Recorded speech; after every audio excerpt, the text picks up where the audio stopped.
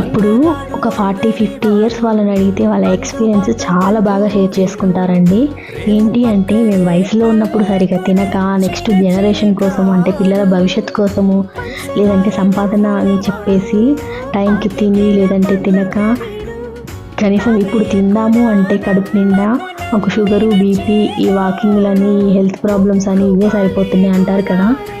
కానీ ఇప్పుడు వాళ్ళు అదే మాట చెప్తున్నారు, అప్పటి వాళ్ళు అదే మాట చెప్తున్నారు. అంటే ఇప్పుడు థైరాయిడ్, షుగరు, ఒబెసిటీ ఇవన్నీ రావడానికి ఏజ్తో సంబంధమే లేదు కదా.